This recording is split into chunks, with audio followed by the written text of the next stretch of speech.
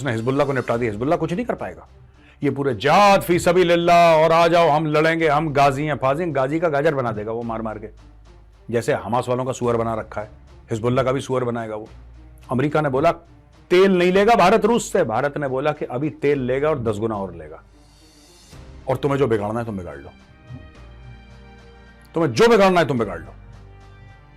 दूसरी चीज जो थी ना कि जिस तरीके से चाइना का मजाक उड़ा पूरी दुनिया में, चाइना का बहुत मजाक उड़ गया। People started making fun of China कि ये है, ऐसा है, वैसा है, ये करते हैं, भाग गया देखो अपनी गलती। जय हिंद दोस्तों, मैं हूं मेजर गौरव आर्य और आप देख रहे हैं द चाणक्य डायलॉग्स। दोस्तों, आज जनरल बिपिन रावत साहब की पुण्यतिथि है।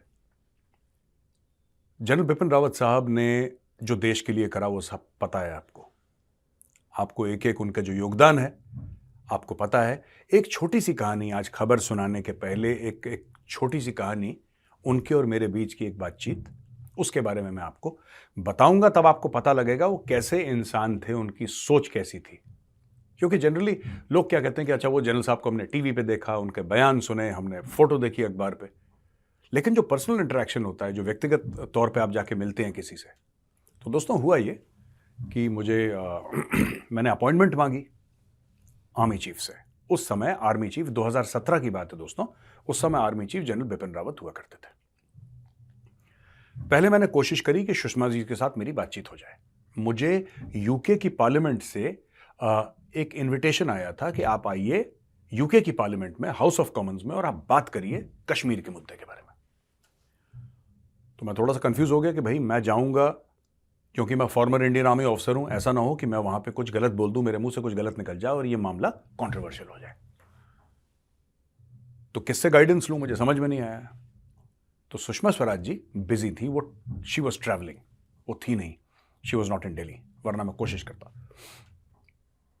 फिर मैं अब फौजी हैं, कहाँ जाते हैं, तो फौजी पहुंच जाते हैं आर्मी हेडक्वार्टर। तो मैंने फोन करा, मैंने बोला सर मैं चीफ से मिलना चाहता हूँ। मैंने 2 दिन हो गए थे, उन्होंने फिर तीसरे दिन बोला कि भाई ठीक है, general Rawat will meet you. मैं गया, बिल्कुल वहाँ पे वेट करा, अंदर गया, जैन सर, हाँ जैन गौरव, बैठिए, क्या लोगे, चाय कॉफ़ी? तो फिर चाय पी, जनरल रावत ने भी, मैंने भी। हाँ बताओ गौरव। आई सेड सर मुझे यूके की पार्लियामेंट से इन्विटेशन आया है और यूके की पार्लियामेंट वालों ने बोला है कि आप कश्मीर के बारे में बात करिए।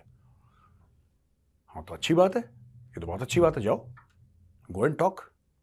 आई सेड सर मैं बोलना क्या है ये तो मैं जानता हूं, पर लेकिन क्या मेरे मुंह से कोई कंट्रोवर्शियल चीज निकल जाए ऐसी जिससे कि बाद में वहां पे पाकिस्तानी भी होंगे, 10 लोग और होंगे, तो क्या इससे कुछ गड़बड़ हो सकती है? उन्होंने बोला देखो गौरव, ज्यादा सोचना नहीं इसमें, जो सच है ना सच बोल दो। ऐसे सच मतलब क्या ना, जो सच है वो बोल दो। मैंने बोला सर वहां पे ह्यूमन राइट्स वायलेशन के सवाल आएंगे, तो बोला सच बोल दो। तो दोस्तों जनरल रावत के कहने पर, मुझे डर था दिल में, जनरल रावत के कहने पर मैंने वहां पे सच बोला।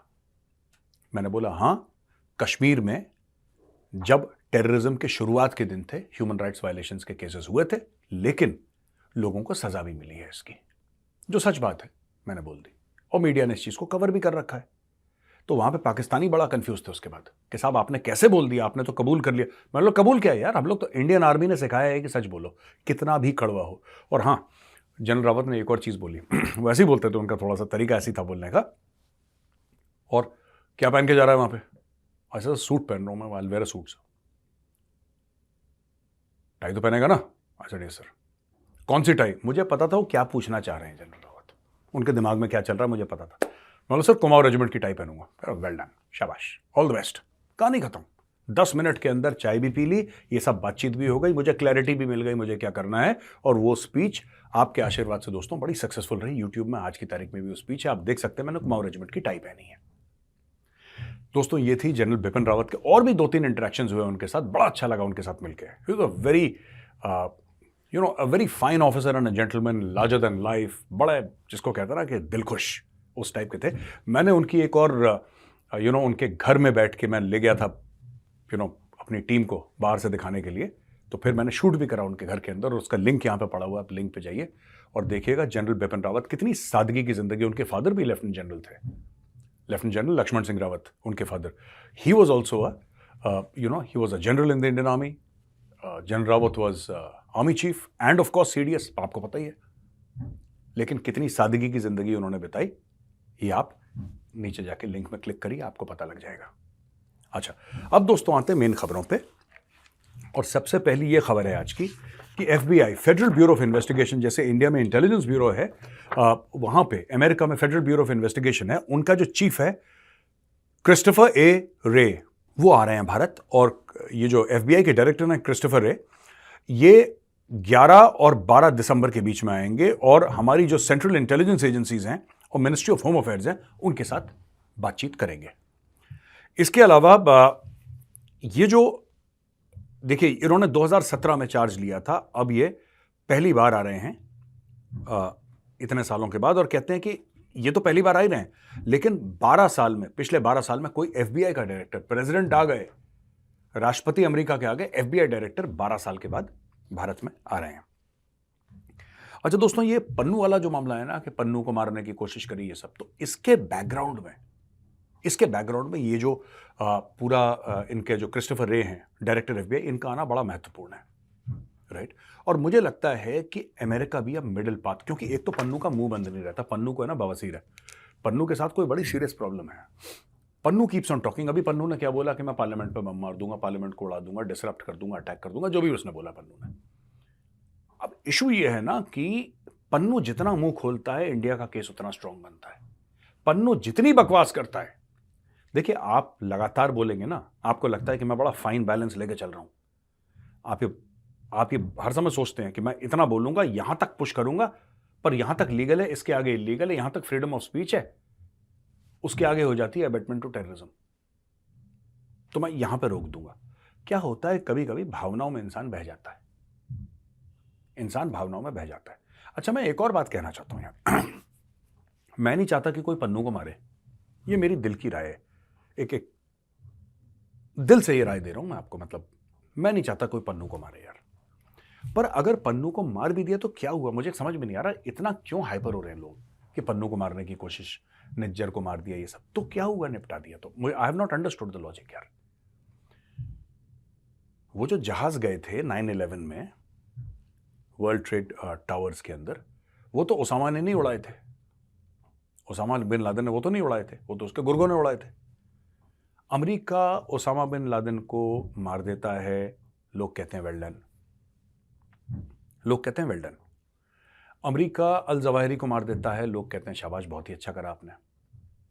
जनरल कासिम सुलेमानी, जो कि टेररिस्ट नहीं है, जनरल कासिम सुलेमानी, जो कि इस्लामिक रिपब्लिकन गार्ड कोर, जो IRGC है, जो कि ईरान की एक फौज है, ईरान के डिफेंस मिनिस्ट्री का एक बहुत तगड़ा बड़ा एलीट ग्रुप है, उसके जो चीफ को ड्रोन स्ट्राइक से अमेरिका मार देता है. अमेरिका जब मन चाहे इराक के अंदर घुस जाए, पूरे मुल्क को तबाह कर दे, लाखों लोगों को बेघर कर दे, करोड़ों लोगों को बेघर कर दे, हजारों दसियों हजारों को मार दे, पूरी की पूरी बारातों को वाइप आउट कर दे. ड्रोन स्ट्राइक मारी, पूरी 20-30 लोगों की बारात गायब, गॉन, फड़ाक, पलक झपकते. यहां पे एक निज्जर के पीछे यार छाती में लेके, मतलब ये देखो, क्या आपको नहीं लगता कि इसमें थोड़ा सा भेदभाव है? मैं फिर कह रहा हूं कि ये भारत ने, ये एज अ प्राइवेट सिटीजन मैं अपना बयान दे रहा हूं आपको, इसका भारत की पॉलिसी से कोई लेना देना नहीं है. भारत की पॉलिसी यही है कि हम नहीं मारते, और ठीक बात है, नहीं मारते, तो I respect the government of India policy. पर मैं कहता हूं, अगर मार दिया निज्जर को तो क्या हो गया यार? अगर हम पन्नू को टपका देते हैं तो क्या हो गया, इसमें क्या बुरा हो गया यार? दुनिया करती है, हम लोग क्यों नहीं कर सकते भाई? ठीक है, हम लोग क्यों नहीं कर सकते? और इसमें बुरा क्या मानना, अमेरिका को बुरा क्यों लग रहा है? I have not understood this. ठोको सबको, जो भारत के खिलाफ कार्रवाई करे ठोको उसको. नहीं करते. अगर मेरे पास अथॉरिटी होती, मेरे पास कुछ भी पावर होता, तो भगवान की कसम मेरे पास तो ऐसे ऐसे तरीके मेरे दिमाग में आते हैं कि ये लोग घर से नहीं निकलते. पन्नू को बाथरूम आती ना, पन्नू टॉयलेट नहीं जाता, डर के मारे कि टॉयलेट के अंदर कोई बैठा होगा अपने घर के अंदर. इतनी दहशत होती पन्नू के दिल में. वो ठीक है, गवर्नमेंट ऑफ इंडिया की पॉलिसी नहीं है मारने की, आई रिस्पेक्ट दैट, राइट. लेकिन किसी ना किसी दिन मेजर की अगर बैटिंग आ गई तो पन्नू तुझे कुछ नहीं करूंगा यार, तू मेरी क्यूट सी लोमड़ी है, तो तुझे क्यों कुछ करूंगा बता. डोंट वरी, चिल कर पन्नू, तू चिल कर. अच्छा जी, जयशंकर साहब ने राज्यसभा में एक चीज का बड़ा प्यारा जवाब दिया। लोगों ने पूछा, साहब जब कनाडा आप पे इल्जाम लगा रहा था, कनाडा ये कह रहा था कि भाई इंडिया ने निज्जर को मार दिया, तो आपने कनाडा को तो रफा दफा करा, ऐसे 2 मिनट में कनाडा को औकात दिखा दी उसकी। पर आप अमेरिका को बड़ा सीरियसली ले रहे हैं, अमेरिका को तो आप बड़ा वो भाव दे रहे हैं, कनाडा को तो आपने भाव नहीं दिया। तो उसने बोला कि भाई कनाडा बकवास कर रहा था। वर्ड बकवास उन्होंने यूज नहीं करा है, मैं कर रहा हूं यूज, लेकिन उन्होंने बोला कि भाई कनाडा ने कोई आपको एविडेंस दिया ही नहीं, यूएस ने कोई वर्कबल आपको एविडेंस दिया, तो हम यूएस के साथ काम करने को तैयार हैं। और ये बात भारतीय पार्लियामेंट में उनसे पूछी गई, तो और उन्होंने ये भी बोला कि भाई ये करना हमारे फायदे में है, क्योंकि it impacts our national security also, हमारी भी जो राष्ट्रीय सुरक्षा है उसको भी इंपैक्ट करता है, तो ये बहुत जरूरी है कि हम लोग ये करें। अच्छा जी, उसके अलावा पुतिन की चीज बड़ी वायरल हो रही है यार, जो पुतिन ने बोला प्रधानमंत्री मोदी जी के बारे में। व्लादिमीर पुतिन जो रशिया का प्रेसिडेंट है, उसने बड़ी बड़ी अच्छी बातें बोली हैं, और उसने ये बोला है कि जो भारत और रूस के बीच में रिश्ते हैं वो लगातार डेवलप हो रहे हैं, खासतौर से जब से यूक्रेन और रशिया की लड़ाई शुरू हुई फरवरी 2022 में। उसने बोला कि first let me say the relations between Russia and India are consistently developing, जैसा मैंने आपको बताया। फिर बोला कि और उस पॉलिसी का जो मेन गारंटर है, ये गारंटी किसकी है? उसने बोला ये मोदी की गारंटी है कि रूस और भारत बिल्कुल ऐसे रहें, ये मोदी की गारंटी है। ये पुतिन कह रहा है, गौरव आर्या नहीं कह रहा, ये व्लादिमीर पुतिन कह रहा है, दिस इज मोदीज गारंटी। फिर उसका यह कहना है कि आई can not imagine his excellency Modi getting intimidated. अच्छा, ये कहना है कि प्रधानमंत्री मोदी, मुझे ऐसा लगता नहीं है कि कोई उन पर दबाव डाल सकता है। जैसे कि जब मैंने आपको यह बताता रहता हूं, अमेरिका ने बोला तेल नहीं लेगा भारत रूस से, भारत ने बोला कि अभी तेल लेगा और 10 गुना और लेगा, और तुम्हें जो बिगाड़ना है तुम बिगाड़ लो, तुम्हें जो बिगाड़ना है तुम बिगाड़ लो। भारत नहीं लेगा S-400, भारत लेगा S-400 और आगे भी लेगा, तुम्हें जो बिगाड़ना है बिगाड़ लो। तो पूरी दुनिया को मैसेज गया कि यार भारत को जो करना है भारत वो करता है, जो भारत के मफाद में हो, भारत के फायदे में हो, भारत वो काम करता है। यही बात व्लादिमीर पुतिन जो है वो मोदी जी के लिए कह रहा है। वो कह रहा है कि यार मोदी जी ये दबते नहीं है किसी से, ये डरते नहीं है किसी से, इनको आप इन पे ऊपर प्रेशर नहीं डाल सकते। देखिए इनका कहना, I can not imagine his excellency Modi getting intimidated और being forced to take any steps और actions that would go against the national interest of India and the people of India. जो भारत के हक में है या भारतवासियों के हक में है, मोदी जी वो फैसला करेंगे ही करेंगे। आप कितना भी दबाव उनके ऊपर डाल दें, कितना भी उनको कोई डराने धमकाने की चीज, इंटिमिडेट करने की, दबाव पैदा करने की कोशिश करे, उनको 2 रुपए का फर्क नहीं पड़ता। ये पुतिन कह रहा है। अच्छा जी, किन गांग है वो फॉरेन मिनिस्टर, वो टीवी एंकर के साथ भाग गया था एक लड़की के साथ, ये चाइना का फॉरेन मिनिस्टर था। ये भाई ऐसा तगड़ा आदमी है, इसकी गर्लफ्रेंड थी वो टीवी एंकर, उसको लेके गायब, 1 महीना पता ही नहीं कि चाइना का फॉरेन मिनिस्टर है। यार ऐसे कोई भागता है? मतलब you are the foreign minister of China, People's Republic of China, और तुम गायब हो गए 1 महीने के लिए, पता ही नहीं है कहां। पता लगा जी गर्लफ्रेंड के साथ ये डुएट गा रहा है गार्डन में, ठीक है। तो इसको मिलिट्री हॉस्पिटल इन बीजिंग में ये मर गया, और ये पता लगा है कि या तो ये सुसाइड से मरा है या टॉर्चर से मरा है। देखो मैं आपको बताता हूं, चाइना को लगा कि हमारे फॉरेन मिनिस्टर के चलते हमारी जो नेशनल सिक्योरिटी है ना, उस पर बड़ा फर्क पड़ गया यार। और मुझे लगता है नेशनल सिक्योरिटी से ज्यादा 2 चीजें हुई। एक तो शी जिनपिंग को यह लगा कि मेरी बेइज्जती हो गई पर्सनली, क्योंकि मैंने बंदे को लगाया था यार, और उसने ऐसा काम कर दिया। देखो ऐसी छिछोरी हरकत उसने कर दी।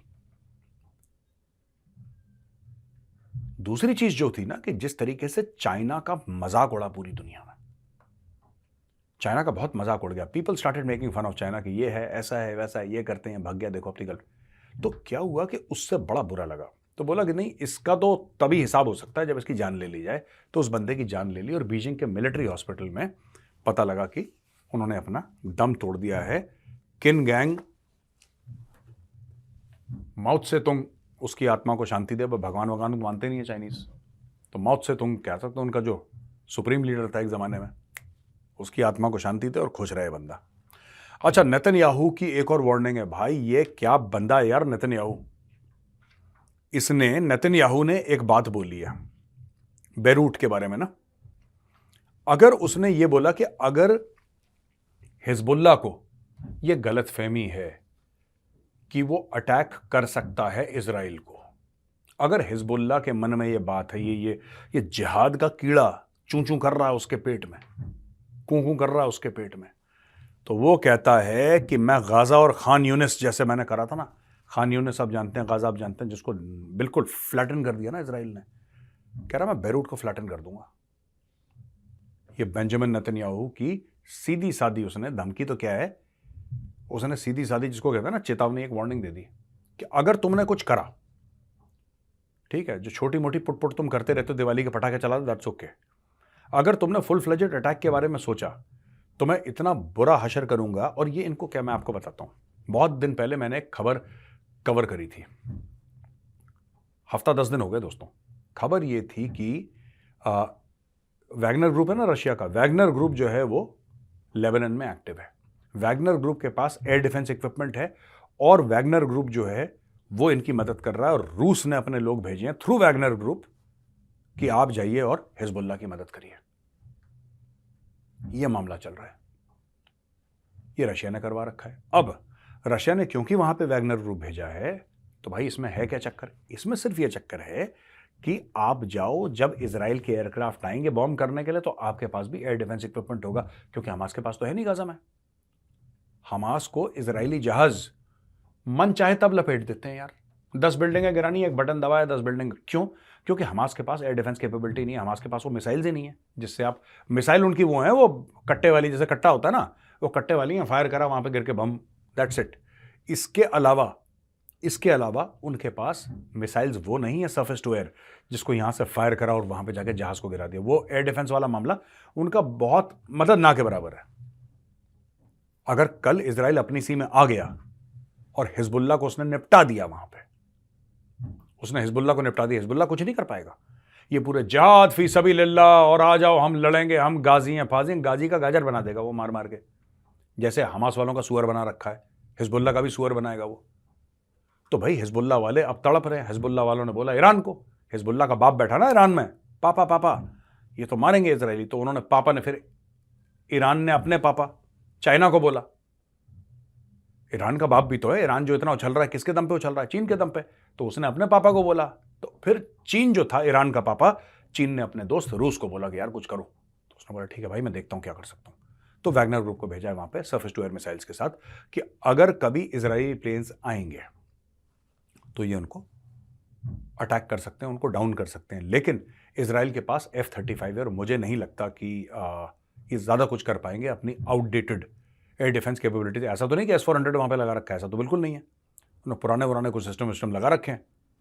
तो इजराइल अगर चाहेगा, इजराइल पूरे के पूरे हिजबुल्लाह के साथ पूरा जो उनका वो जो बेरूट है ना, उसको बिल्कुल एक फुटबॉल फील्ड बना सकता है, पार्किंग लॉट बना सकता है। दोस्तों, चाइना की तरफ से एक और खबर आई है, ये एक्टिविस्ट है एग्नेस चाउ। एग्नेस चाउ का ये कहना है कि Hong Kong is now a place full of fear.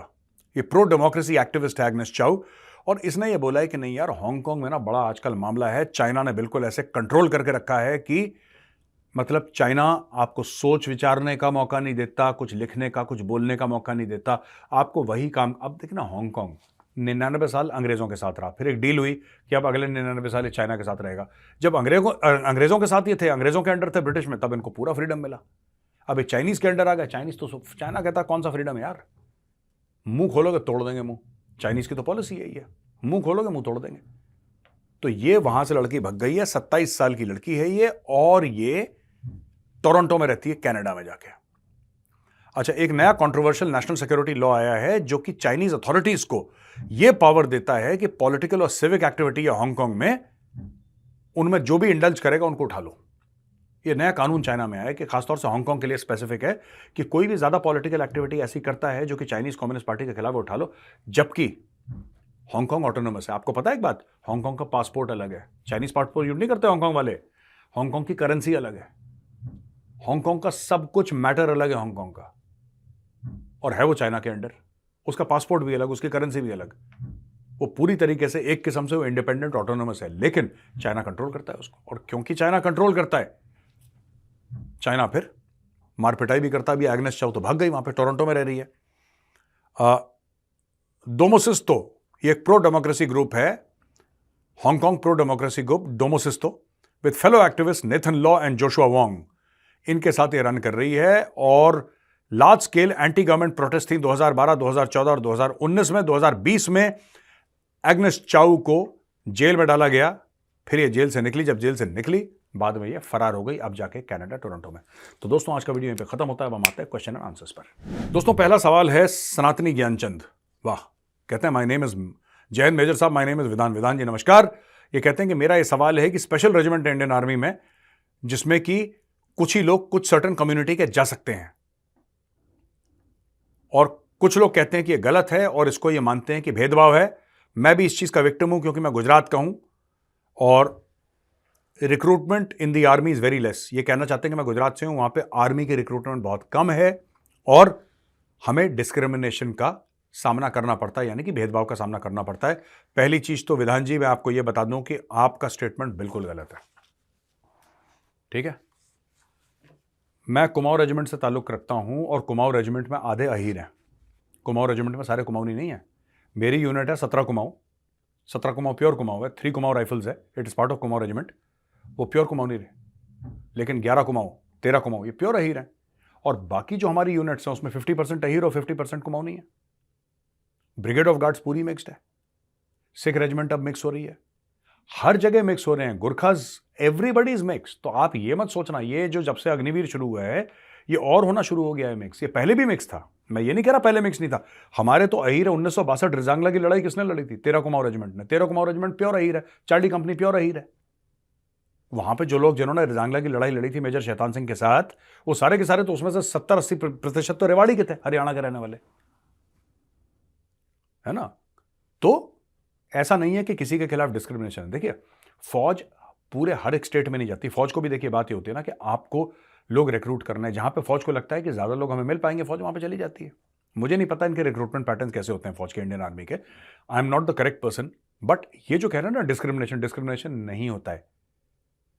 आप ईएमई है, ये जो आप कहते हैं ना बातें कि इस कास्ट की या इस रिलीजन के नाम की रेजिमेंट है, इसलिए वो तो इन्फेंट्री में होती है। आर्मड में कौन सी ऐसी रेजिमेंट है? आर्टिलरी में कौन सी रेजिमेंट है? एयर डिफेंस में ऐसी कौन सी रेजिमेंट है जो कि किसी कास्ट कम्युनिटी के नाम पे? एएससी है, एओसी है, कोर ऑफ इंजीनियर्स है। ऐसा क्या है यार? सब लोग हर जगह जाते हैं, सब लोग हर जगह जाते हैं फौज में आजकल। तो ये जो आपका बयान है कि हमारे खिलाफ डिस्क्रिमिनेशन है, या आप सुनी सुनाई बातें कर रहे हैं, ऐसा कुछ भी नहीं है। ठीक है जी। कक्कड़ कवन, हम देखते हैं कि हमारी एनआईए, नेशनल इंटेलिजेंस एजेंसी, और इंटेलिजेंस एजेंसीज बहुत सक्सेसफुली ये टेरर अटैक हैं वो कर रहे हैं। बट 2014 के पहले मल्टीपल टेरर अटैक हुए थे। हमारी एजेंसी तब भी बहुत काबिल थी, लेकिन उनको रोक क्यों नहीं पाई? क्या ये इंटेंट था उस गवर्नमेंट का? लैक ऑफ इंटेंट था। इनका ये कहना है कि जब से मोदी जी आए हैं तब से हमने देखा है कि शुरू में जो टेरर अटैक होते उसके बाद कम हो गए, बिल्कुल अब ना के बराबर चल रहे हैं। अब ना के बराबर हो गए। वही एजेंसीज तब भी थी मोदी जी के आने से पहले, वही एजेंसीज आज भी हैं। उतनी काबिलियत तब भी थी, उतनी काबिलियत आज भी है। तो आज क्यों नहीं होते टेरर अटैक, पहले क्यों होते थे साहब? देखो,